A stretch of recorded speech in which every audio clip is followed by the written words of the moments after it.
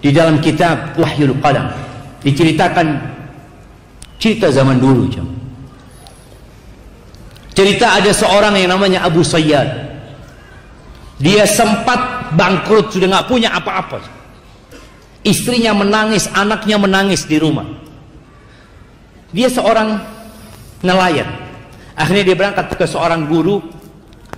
Dia ngomong sama gurunya, aku punya masalah secara ekonomi, ini keluargaku sudah nangis-nangis. Apa oke, kata gurunya. Gurunya sholat 2 rakaat, minta sama Allah, kemudian berangkat ke pantai. Coba engkau lemparkan jaring jalamu. Dia lemparkan jalan, subhanallah, dapat ikan besar. Dijual ke pasar. Kemudian dia belikan roti. Kalau bicara dulu jamaah, makanan itu masya Allah nikmat yang sangat besar. Dia beli roti 2, yang satu isinya madu, yang satu isinya keju. Dia bawa, dia datang ke gurunya. Guruku, engkau ambil salah satunya. Kata gurunya, enggak. Gurunya mengatakan, kalau kita minta untuk diri kita sendiri mungkin enggak keluar, itu tadi ikan. Itu rezekimu, kata dia. Dia bawa pulang jamaah 2 roti ini. Di tengah jalan ada seorang perempuan bersama anak mengemis. Ngelihat orang ini bawa roti, didatengin. Dia minta dengan tangisan anak perempuan ini. Kesian orang ini. Dia ingat sama istri sama anaknya di rumah. Dia kasihkan roti itu dua-duanya. Lalu anak itu tersenyum jamaah. Senang dia makan dengan lahapnya. Yang Abu Sayyad pusing, nggak berani pulang ke rumah.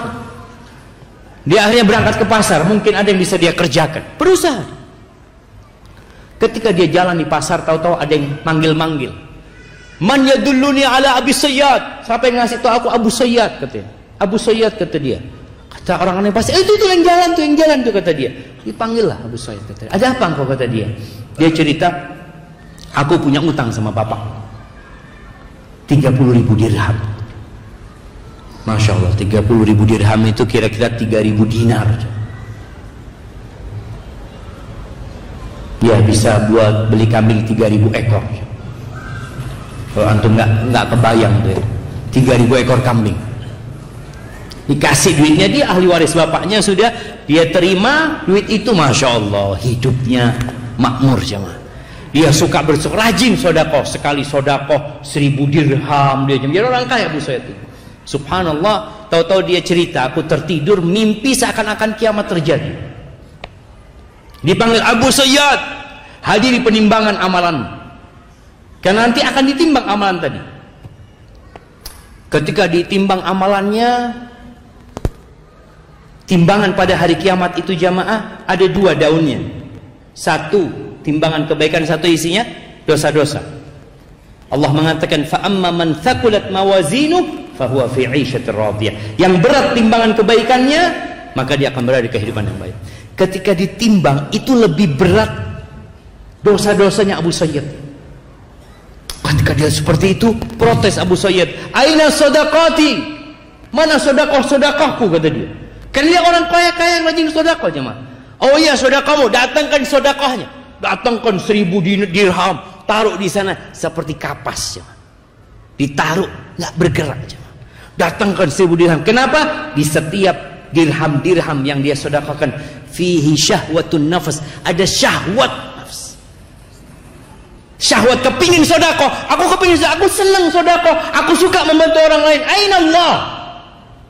Kalau engkau sedekah hanya untuk kesenangan, bukan lillahi ta'ala.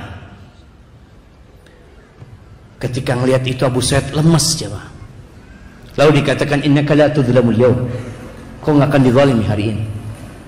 Kata dia, masih ada amalanmu, kata dia. Apa lagi, kata dia? Ada 2 roti, kata dia. Kata Abu Sayyad, 1.000 dirham aja enggak ada. Beratnya apa artinya 2 roti itu? Ditaruh roti itu jemaah. Itu timbangan jadi sama jemaah.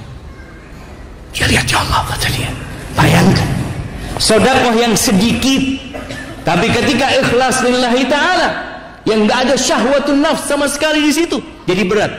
Kemudian dia mulai optimis Abu Sayyad ini. Dan ada satu lagi amalan, senyuman perempuan, anak perempuan itu ketika engkau kasih roti. Tahu jemaah, di antara amalan yang paling dicintai Allah, sururun tudkhiluhu ila muslim. Amalan yang paling cinta Allah itu kegembiraan yang kau transfer kepada hati seorang muslim. Jadi senyumnya anak perempuan ini timbang. Ketika ditimbang jumplang itu jemaah. Berat amalan itu jemaah. Maka ketika beramal tolong sering kita bermuhasabah. Jangan sampai amal soleh kita ternyata nggak ada bobotnya pada hari kiamat.